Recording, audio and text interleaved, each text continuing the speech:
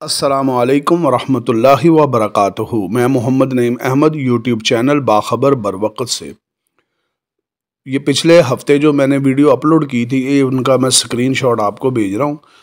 इसके मतलब बात करते हैं बाद में। पहले मैं आप लोगों को जो कल रेट रहे थे उसके मतलब मालूमात दे दूँ। हालांकि आज छुट्टी है। इस्लामाबाद सुप्रीम 2,55,000 और 2,45,000 रुपया। बटाला प्लाटीनियम 2,66,000 रुपया गार्डर है। TRN की पोजीशन 2,46,000 रुपया। ATM 2,42,000 और 2,43,000 50 ग्रेड का माल होता है इनका। इस्लामाबाद प्रीमियम 2,52,000 और 2,42,000 रुपया। राजपूत स्टील 2,58,000 और 2,60,000 रुपया। Mughal steel TRN 2,48,000 girder 2,66,000। Malak steel TRN 2,42,000 girder 2,61,000 सरिया 2,36,000 रुपया। AMK TRN 2,43,000 गार्डर 2,62,000 सरिया 2,37,000 रुपया। बटाला गोल्ड TRN 2,43,000 गार्डर 2,62,000 सरिया 2,37,000 रुपया। एंगल की पोजीशन 2,40,000 से 2,63,000। पट्टी 2,40,000 से 2,65,000। गज पट्टी 2,58,000 से 2,65,000 जबकि चैनल 2,70,000 से 2,80,000 रुपया। बिलड की पोजीशन 2,13,000 और 2,14,000 रुपया। CC गार्डर ग्रेड 2,27,000 और 2,30,000 रुपया। CC 40 ग्रेड का 2,18,000 और 2,20,000 रुपया। आड़त निगर टोक 5,800 रुपया। सुपर कैंची टोक की पोजीशन 6,200 रुपया। आड़त प्योर कैंची टोक 5,900 रुपया। इमारतों के प्राइम स्टील शेखुपुरा रोड पे वाक़ है। 2,42,000 रुपये इसका रेट है। 40 ग्रेड का माल और 60 ग्रेड का भी तैयार करते हैं, लेकिन फ़िलहाल उन्होंने मुझे 40 ग्रेड का रेट दिया था, वो मैंने आपको दे दिया। अच्छा, सबसे पहले बात करते हैं कि मैंने एक वीडियो अपलोड की थी और उसमें मैंने कहा था कि स्क्रैप व्यापारी को कुर्बानी का बकरा बनाया गया। क्यों बनाया गया? वजह क्या थी? वजह ये थी कि अदारों के पास 3 ऑप्शन थी। मार्केट स्टेबल नहीं थी, एंड कंज्यूमर ना होने के बराबर, कारोबार ना होने के बराबर, हर लेवल पे ना निजी ना सरकारी कोई कारोबार कोई नहीं हो रहा और आवाम भी बिल्कुल खुशहाल नहीं थी। तो अब 3 ऑप्शन थी फर्नेस वालों के पास और मिल वालों के पास कि क्या करना चाहिए। मौजूदा वक़्त के मुताबिक खाम माल की जो कीमत थी उसमें अगर खराजात को इंक्लूड किया जाए तो बिलड का जो रेट बनता था वो राउंड अबाउट 2,25,000 के करीब बनता था, जो किसी सूरत बिक नहीं रहा था। क्यों नहीं बिक रहा था? कि मिल वाले 2,25,000 में माल लेके 2,48,000 और 2,50,000 में अगर लोकल सरिया सेल करना चाहें तो उनका माल सेल नहीं हो सकता, तो लिहाजा मिल वाले भी दिलचस्पी नहीं ले रहे थे।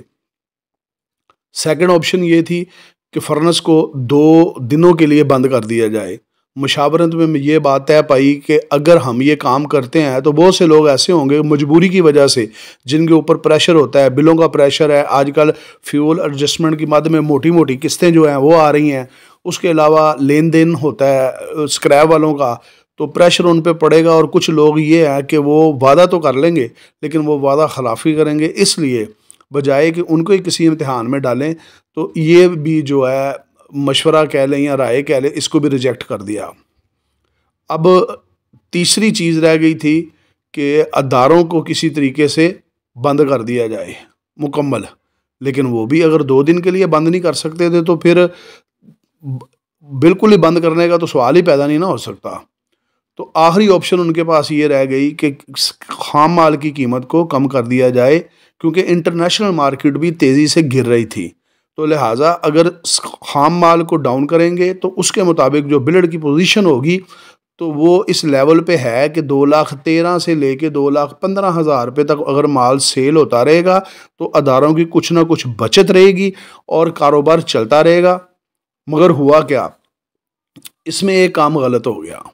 इसमें एक काम ये गलत हुआ कि अफवाहें फैलना शुरू हो गई कि लाहौर में हज़ारों टन माल आ चुका है, कराची में लाखों टन माल आ गया है, नए जहाज़ लग गए हैं, 95% इंडस्ट्री बंद है। इसमें कोई झूठ नहीं है, हकीकत थी।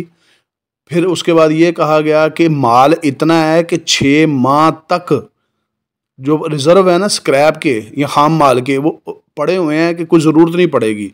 फिर एक और कदम बढ़ के ये बताया गया कि अगले जो 3 माह हैं इसमें 1.5 माह छुट्टियों का है और 1.5 माह कारोबार का है, जिसमें छोटी ईद भी है, बड़ी ईद भी है, रमज़ान का एंड है, ये सारा कुछ बताया गया।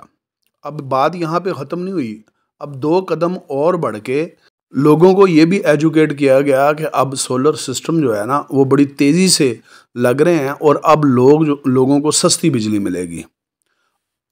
अब इन सारी खबरों के पीछे हुआ क्या कि सब लोग पैनिक हो गए, मार्केट पैनिक का शिकार हो गई। जो बिलट 2,12,13,000 में सेल हो सकता था, इन अफवाहों की वजह से, इन खबरों की वजह से अब फर्नेस वाला भी परेशान हो गया।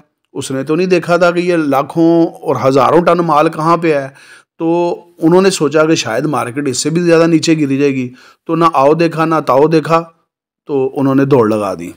वो एक मेरी बात मशहूर है धोती वाली, तो उन्होंने बगैर देखे काम शुरू कर दिया और किसी ने 2,09,000, किसी ने 2,08,000, इवन के 1-2 जगह से ये भी इतला मिली कि 2,07,000 रुपये तक भी बिलट सेल हो गया बगैर कुछ देखे कि पता नहीं क्या हो जाएगा। अब ये पैनिक की वजह से मार्केट की तबाही शुरू हो गई। फिर अगली वीडियो मैंने एक की, उसमें मैंने एक टाइटल दिया, मैंने कहा मजबूत रहें, महफूज रहें। फिर मैंने यहाँ तक एजुकेट किया कि खेल है, खेल से मुराद ये था जो खेल खेला गया इंडस्ट्री की बका के लिए बेहतरीन था, क्योंकि इंडस्ट्री बंद होने की वजह से जिस तरह मुल्क को नुकसान होता है, कौम को नुकसान होता है, अदारों को नुकसान होता है, ये आप लोग सोच नहीं सकते। ये सारा अमल जो खेल खेला गया ये इंडस्ट्री के सर्वाइवल के लिए किया गया, ताकि किसी तरीके से इंडस्ट्री को बचाया जाए। जिस कदर बिजली महंगी है, जिस कदर गैस महंगी है, लेबर महंगी है, खाम माल है, नहीं लोग सर्वाइव कर रहे। आज से 2 साल पहले या 1.5 साल कह लें, 2 साल पहले हालात कुछ और थे। हर बंदे ने माशाल्लाह अच्छी रोटी कमाई थी, हर बंदे के पास पैसा था, मार्केट थोड़ी देर के लिए ऊपर नीचे होती थी, हर बंदा 8-10 दिन का वेट करता था, 8-10 दिन के बाद माल सेल करता था, हौसला होता था, उनके पास स्टॉक होता था, हर चीज़ उनको दस्तयाब थी, क्योंकि उन्होंने माशाल्लाह अच्छी कमाई की हुई थी। अब हालात यकसर तब्दील हो गए कि पिछले तकरीबन कम से कम कह लें 6 माह में इतनी मार खाई है फर्नेस वालों ने या मिल वालों ने कि आपकी सोच भी नहीं हो सकती कि लोग बज़ाहिर कुछ नज़र आ रहे हैं मगर अंदर से खोखले होते जा रहे हैं। तो ये जो डिसइन्फॉर्मेशन कह लें या मार्केट में जो पैनिक फैलाया गया, इससे मार्केट की तबाही का आगाज़ हो गया। अब दोबारा मार्केट फिर थोड़ा थोड़ा ऊपर जाना शुरू हो गई है। अभी भी एंड कंज्यूमर नहीं है, ये मिल वालों को भी सोचना चाहिए, ये फर्नेस वालों को भी सोचना चाहिए, ये दुकानदारों को भी सोचना चाहिए। हकीकत ये है कि एंड कंज्यूमर नहीं है, मुल्क माशी तौर पे उसकी बुनियादें हिल चुकी हैं। ना हमारे पास पैसा है, ना हम अदारों को कुछ छूट दे सकते हैं कि उनको कहें जी थोड़ी छूट आपको टैक्स में दे देते हैं या बिजली में कुछ छूट दे दें, कोई उनके लिए रिलीफ पैदा किया जाए ताकि अदारे सर्वाइवल कर सकें। ये हो नहीं सकता। हुकूमत किसी की भी हो, XYZ, मैं किसी एक हुकूमत का नहीं कह रहा, कोई और आ जाए, कोई और आ जाए, जो मर्जी आ जाए, इस वक्त मुल्क की माशी बुनियादें जो हैं ना वो खोखली हो चुकी हैं। तो अब एक काम रह जाएगा जिसमें कोई आवाम भी खुश हो जाए, अगर फ़र्ज़ करें, ये हो नहीं सकता लेकिन मैं मिसाल बता रहा हूँ आपको, कि वो ये है कि इस वक्त जो मुल्क है ना वो ट्रेडिंग के लिहाज से बेस्ट है। क्यों? अगर आपको इंपोर्ट करके माल सस्ता मिलता है तो इंपोर्ट की जाए, और इंपोर्ट करने के बाद उस माल को सस्ते रेटों पे आवाम को दिया जाए, मगर ये पॉसिबल नहीं है। मैंने सिर्फ आपको बताने के लिए कह रहा हूँ कि सिर्फ एक ही काम हो सकता है रेट डाउन होने का, कि वो ये है कि मुल्क में इंडस्ट्री मैन्युफैक्चर जो है उसको बंद कर दिया जाए, और ये पॉसिबल नहीं है क्योंकि हुकूमत एक इस वक्त जो है ना एक पिलर है स्टील इंडस्ट्री। कैसे रेवेन्यू इकट्ठा होता है? बिजली, मोटे मोटे बिल 3 करोड़ से लेके 5, 10, 12, 15, 12, 13, 16 करोड़ तक भी बिल हैं। बिल का रेवेन्यू इकट्ठा होता है, उसमें टैक्सेस होते हैं, उसका रेवेन्यू होता है। फ्यूल एडजस्टमेंट की मद में जब दिया, जो दिल किया ठोक दिया, वो भी इनको पैसे आते हैं। हर चीज़ जितना बड़ा रेवेन्यू इकट्ठा स्टील इंडस्ट्री से होता है, अगर स्टील इंडस्ट्री बंद हो जाए तो लाखों लोग बेरोजगार हो जाएंगे। इंडस्ट्री बंद हो जाएगी, बेशुमार उससे मुंसलिक जो कारोबार है उनका पट्ठा बैठ जाएगा। ठीक है, और इसके अलावा चारा कोई नहीं है। अभी भी बड़ी माजरत के साथ मैं आज फिर मतलब रिक्वेस्ट करूँगा, मिस्त्री शाह यूनियन के सदर हैं चौधरी आमिर सदीक साहब, कि इस वक्त हो सकता है मेरी इस बात से स्क्रैप वाले व्यापारी नाराज़ हो जाएं। किसी कीमत भी स्क्रैप के रेट को बढ़ाना नहीं चाहिए, कम से कम ईद तक नहीं बढ़ाना चाहिए। जैसे ही आप लोगों ने स्क्रैप का रेट अब दोबारा बढ़ा दिया तो उसके बाद दोबारा फिर एकदम अफरा तफरी का शिकार हो जाएगी, फिर माल महंगे हो जाने शुरू हो जाएंगे। हाँ, रेट ये रखें, अभी भी मार्केट में 100 रुपये मन के राउंड अबाउट माल जो यूनियन का रेट है उससे महंगा बिक रहा है। जिसका दिल करे, अगर उसको है वारा खा रहा है तो वो ले लेगा, माल खरीद लेगा, महंगा खरीद ले। अगर मार्केट की स्क्रैप की शॉर्टेज होगी तो ऑब्वियसली उनको माल लेना पड़ेगा, वो माल लेंगे। तो आपस में ये जो मर्जी करते जाएं, चाहे 50 महंगा लें, चाहे 100 महंगा लें, चाहे 150 महंगा लें, चाहे 200 महंगा लें, ये करते जाएं। लेकिन यूनियन और चौधरी आमिर सदीक साहब को सरपरस्त होने के नाते बस अपना कदम जमा के ये रखना चाहिए कि भाई मेरे बस में जो बात थी या मेरे एंड पे जो बात थी मैंने उस पर स्टैंड लिया है, और मैं अदारों के सर्वाइवल के लिए मैंने खाम माल की कीमतों को मेंटेन रखा है ईद तक। ईद के बाद क्या है? ईद के बाद ये है कि हो सकता है अल्लाह करे ये जो हुकूमत आई है, नई हुकूमत आने से कोई तरक्याती कामों का आगाज़ हो जाए। IMF से 30 अप्रैल को, याद रखें, मेरा ख्याल है मगर मैं गलत नहीं हूँ, 30 मार्च तो नहीं है, 30 अप्रैल है मेरा ख्याल है, 30 अप्रैल को किस्त मिलनी है। अगर मैं गलत नहीं तो दोस्त मेरी इस्लाह ज़रूर फरमा दें। और ये वो किस्त है जो प्रोग्राम पहले वाला प्रोग्राम है, इसकी 2 एक साथ मिल चुकी हैं और तीसरी किस्त अब 30 अप्रैल को मिलनी है। उसके बाद जो अगला प्रोग्राम है उसके मतलब जो बातचीत हो रही है उसमें सबसे पहला मुद्दा उन्होंने ये रखा है कि बिजली के टैरिफ में इजाफा किया जाए। आप देखें ना पहले क्या हालात हैं, और अब मज़ीद वो कह रहे हैं, उनकी ये सबसे बड़ी डिमांड ये है कि बिजली के टैरिफ में इजाफा किया जाए। और जो मेरी मालूमात है वो ये है कि हुकूमती लेवल पे भी उनको यकीन दहानी करवा दी गई है कि बिजली के टैरिफ में हम बर वक्त इजाफा करेंगे। अब और बिजली महंगी हो जाएगी। अक्सर दोस्त मुझे कहते हैं अमीर साहब आप अदारों का आप राब लापते हैं, आप दुकानदारों की क्यों नहीं बात करते? यार देखें मेरी बात सुने, मैं दुकानदारों की बात क्यों नहीं करता? अगर जब ज्यादती होगी, एक्स्ट्रा रेट मांगे जाएंगे, जब आपके साथ जुल्म होगा तो मैं ज़रूर बोलूँगा, और मैं बोलता भी रहा हूँ।